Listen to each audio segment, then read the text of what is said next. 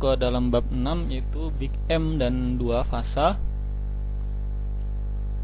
Oke, kasusnya kurang lebih mirip dengan yang tadi, tapi tandanya ini menjadi lebih dari sama dengan. Oke, ketika tandanya menjadi lebih dari sama dengan, ini menjadi sebuah tanda bahwa kemungkinan ini solusinya tidak cukup dengan simplex yang biasa.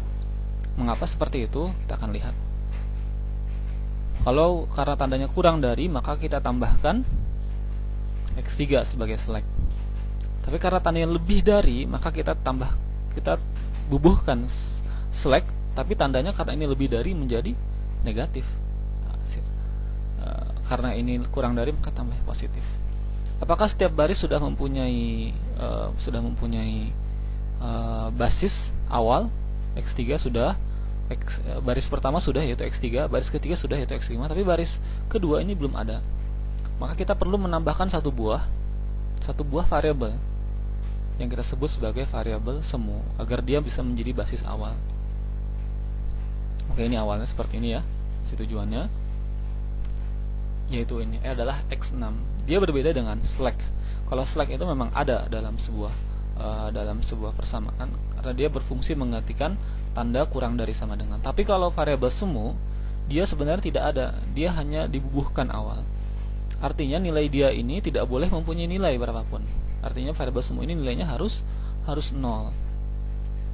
Nah, ini ada sebuah trik bagaimana supaya X6 ini berubah nilainya menjadi 0. Yang pertama adalah metode Big M. Dalam teori metode Big M itu adalah kita akan coba lihat ya secara garis besar prosedurnya, namun alurnya kurang lebih seperti ini, sama seperti tadi ya.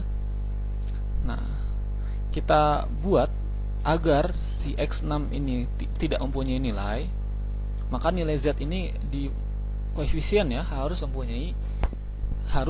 gitu ya.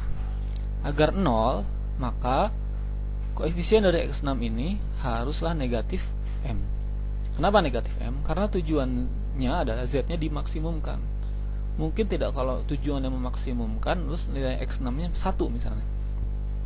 Kalau nilai X6-nya 1 saja, maka nilai Z-nya menjadi negatif M. Artinya M ini adalah nilai yang sangat besar, nilai yang sangat banyak. Artinya kalau negatif banyak, nilai Z-nya akan sangat rugi. Artinya dengan kasus maksimasi, melihat koefisien X6 sama dengan negatif M, si Z tidak akan mungkin, si persalahan tidak akan mungkin memilih nilai X6 sebagai solusi. Artinya nilai dia pasti dipaksa 0. Karena kalau tidak 0, maka ini akan membuat nilai Z-nya jatuh. Nilai Z-nya negatif sekali. Akibat apa? Akibat si M ini. Jadi kita memaksa X6 ini nilainya 0 dengan membuat koefisiennya menjadi negatif M. Oke, selanjutnya kita masukkan ke dalam simplex sama seperti biasa. Oke, ini sama ya, sama seperti simplex yang sebelumnya. Bedanya ya ini 4 2 0 0 0 min M. 4 2 2 0 0 min M. Basisnya X3, X6, X5. Nah, ini X3-nya adalah 0, X6-nya adalah min M, X5-nya adalah 0. Konstantanya 2 3 2. Kita hitung C barnya 4 dikurang ini kali ini kali ini kali ini, hasilnya adalah 4 plus M. 2 dikurang 0 kali 0 min M kali 1 itu kan min M. Jadi 2 dikurang min M, jadi akhirnya menjadi 2 plus M. Min ketemu min plus 0 dikurangi ini kali ini kali ini kali ini, hasilnya adalah 0. 0 dikurangi 0 kali 0 min M kali plus 1 min 1, akhirnya jadi min M. Oke, ini kita perlakukan M sebagai sebuah variabel dan perhitungannya mirip seperti aljabar yang seperti biasa saja. 0 kali 0 itu, yang ini hasilnya adalah 0.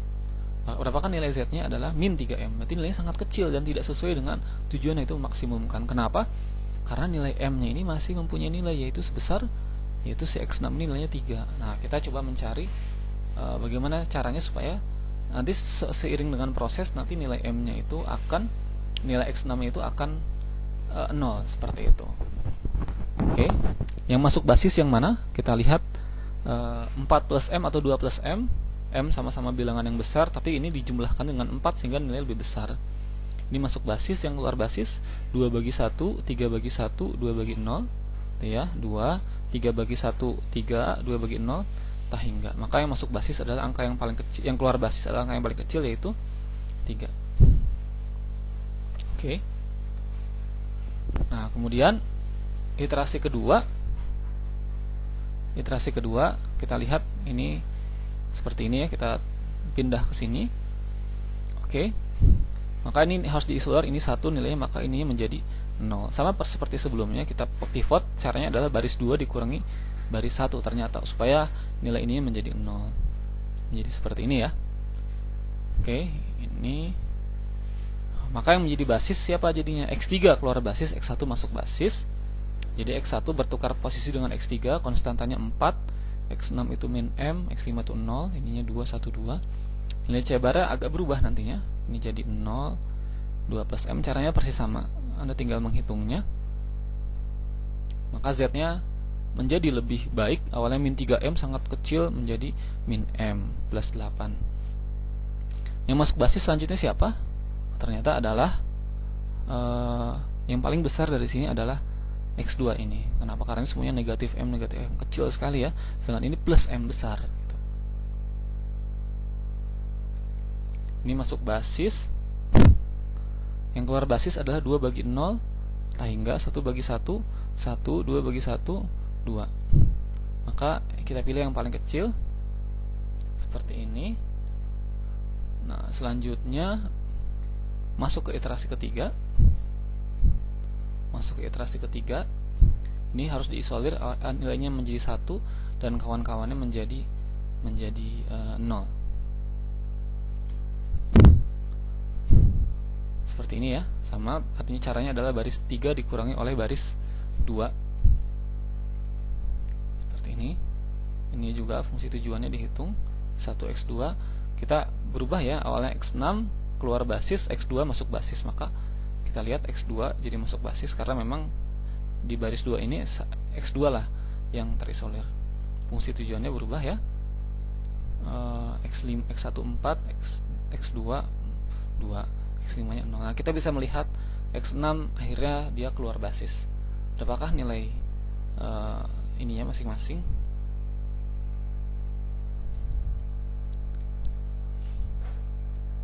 Oke. Nilai Z-nya adalah 10. Apakah sudah optimum? Ternyata masih ada yang positif di sini. Maka ini masuk basis, yang keluar basis adalah 2 bagi 0, hingga 1 bagi min 1. Min 1, 1 bagi 1, 1. Kita pilih yang positif terkecil, yaitu adalah 1. Maka ini melakukan operasi pivot lagi. Masuk sini ya. Ini harus diisolir, artinya di kolom ini nilainya X4 ini nilainya 1 dan ini harus berubah menjadi 0. Caranya adalah baris 2 ditambah dengan baris 3. Ternyata itu caranya ya untuk membuat ini menjadi 0. 0 tambah 0, 0, 1 tambah 0, 1, min 1 tambah 1, 0, min 1 tambah 1, 0, 0 tambah 1, 1, 1 tambah min 1, 0. Oke, seperti ini. Maka yang menjadi basis barunya adalah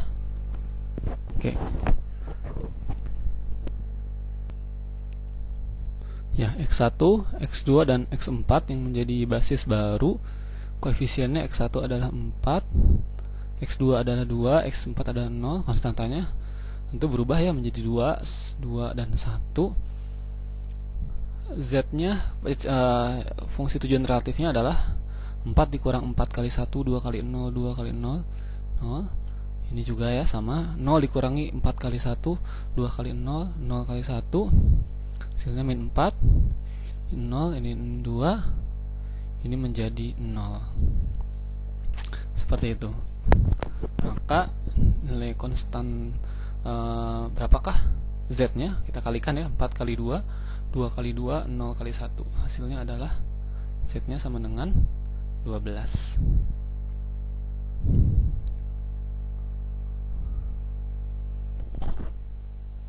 Kita visualisasikan solusi tadi, persoalan tadi dengan pencarian solusinya adalah seperti ini. Oke, ini adalah daerah layak, daerah yang menjadi batasan constraint. Kalau kita visualisasikan secara grafis, titik pertama tuh pasti diawali dengan X1 dan X2 nya. Biasanya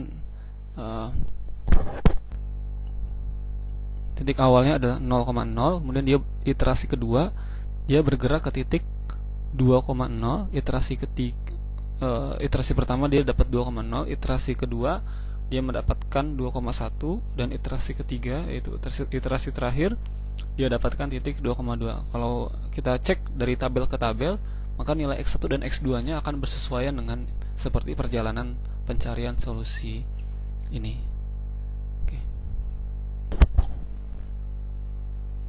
Oke, ini sama seperti, jadi maka solusi optimumnya adalah X1 nya 2, X2 nya adalah 2, X5 nya, X4 nya adalah 1, sehingga yang non basis yaitu X3 dan X5 nilainya adalah 0, dan Z nya kita masukkan ke persamaan, Z nya itu adalah 12 tadi telah di tabel simplex.